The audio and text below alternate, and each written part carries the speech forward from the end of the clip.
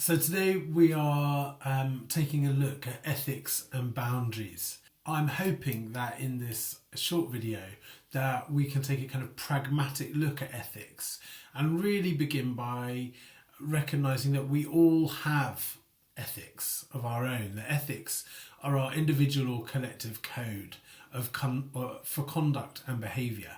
And so we all have an ethics.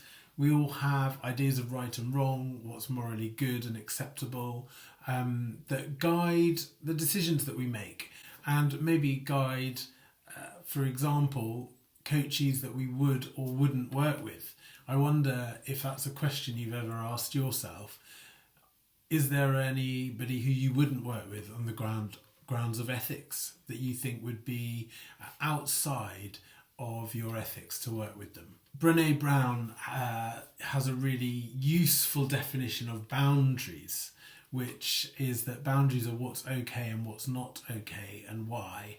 And I think when we're talking about ethics, we're really talking about boundaries. What's inside our boundaries and what sits outside of them. And the other little quote that I want to share with you that I think is really helpful is that Priya Parker, who wrote a book called The Art of Gathering, she talks about making purpose your bouncer.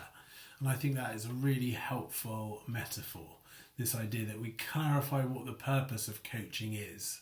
And then we make that our bouncer to determine what's allowed in and what needs to stay out. And ethics is a really big topic.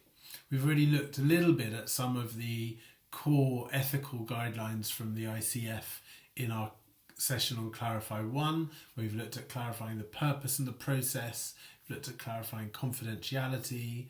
And we've looked at really communicating clearly what coaching is and what coaching isn't, differentiating it from other helping professions.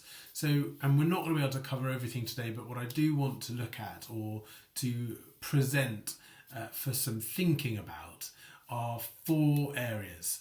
And those are areas about mindset, being in a coaching mindset and knowing if we and the coachee are in the right mindset for coaching in line with our ethical boundaries. I want to look at mapping conflicts of interest, which is something else that crops up in the ICF Code of Ethics and is perhaps particularly relevant for internal coaches coaching within an organisation with people that they know. I want to look at monitoring progress, which again crops up in the ICF Code of Ethics.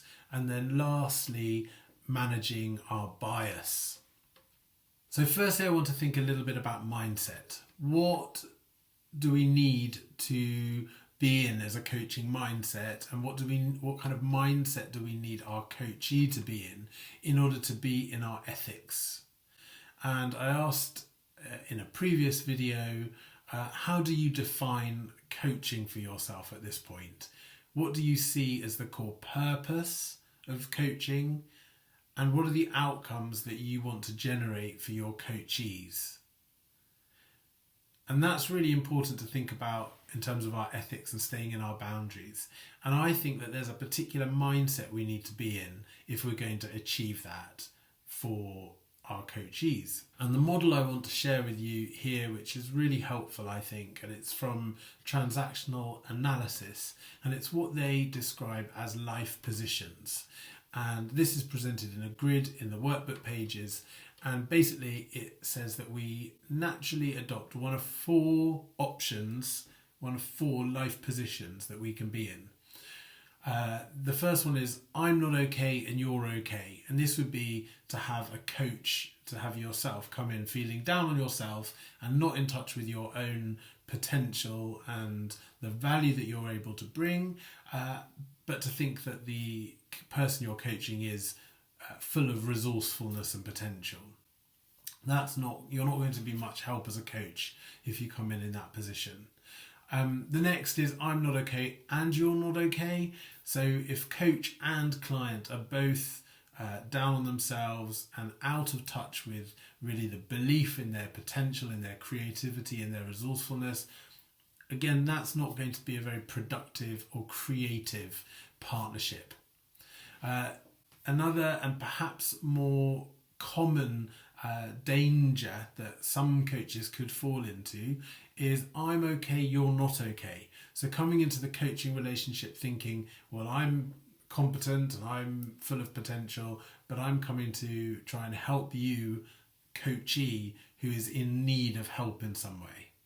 Now, that is problematic because it means that we're likely to fall into sort of a rescuing sort of dynamic, which would position the coachee as a bit of a victim, or maybe a bit infantilized, or maybe even a little bit kind of controlled. It's not going to help us in our core purpose of coaching, which is helping them to move forward, helping them to connect with their own commitment and their own creativity and their own potential to develop themselves.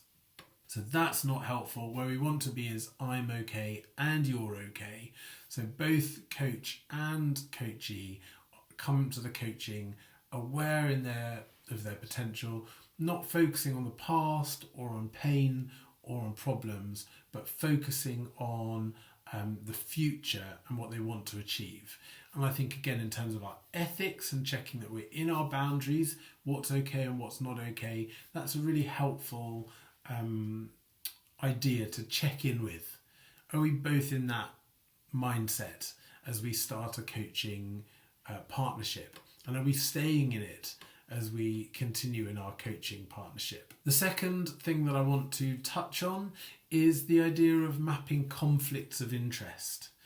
And especially if you're working with people who might be within your same organisation, working in other teams, but you're certainly working in the same culture and context, you might have opinions about the people that they talk about, or about the goals that they're talking about, their own behaviour, people that they're in relationship with. You might have your own opinions. And worse than that, or more challenging than that, is actually the outcomes of some of those conversations could directly or indirectly have an impact on you and on your work and on your thriving and your happiness.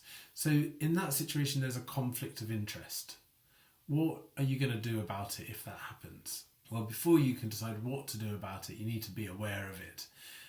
So I'm inviting you to spend a little bit of time thinking about, do you have any areas where what you want your agendas overlap with your coachees?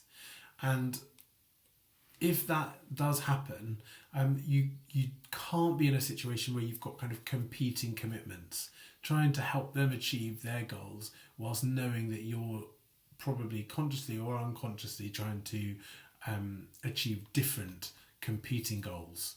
And I'd like you to think a little bit about that. Do you think there are any? And if there are, what can you do about it? The third thing I want us to think a little bit about is monitoring progress. Now, I don't know how you're monitoring progress with your coaches at the moment. When was the last time you checked in to have a conversation with them about how they think it's going? And have you agreed some criteria that you're going to use to evaluate progress in the coaching partnership? How can we check that there's life in the coaching partnership? And when would we decide that actually working with that client is no longer appropriate? And I've put some suggested questions there in the workbook. Movement, what progress have they made?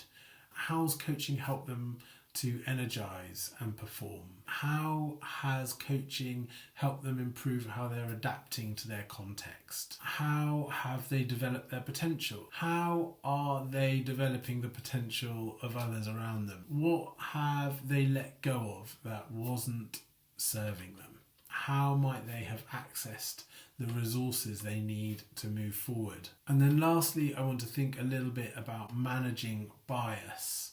And I'm describing it as managing bias with the assumption that we all have biases.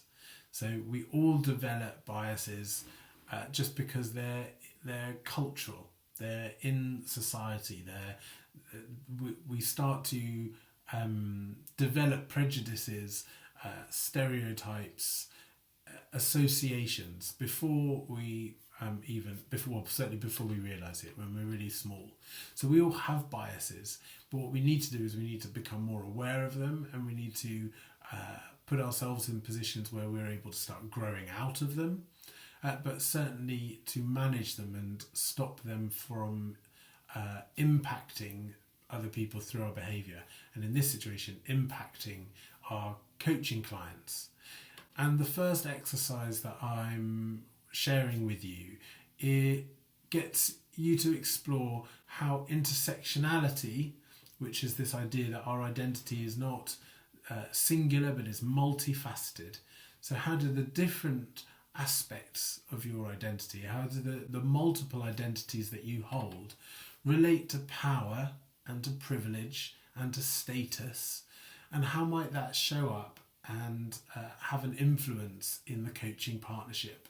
There's a grid, and it's got, I think, 10 sort of categories that you're going to think about, and I want you to have a think about those for yourself and also for anyone that you're coaching with, and think just how might those be showing up, what influence might they be having. And along with those intersectionality questions, I've also put some questions around growing what I call diversity intelligence, which again is sort of a next step process of thinking, how do we experience discomfort around difference, and to try and help us to grow self-awareness in what that might feel like, what that might look like, and to provide some prompt questions to get us to think about next steps.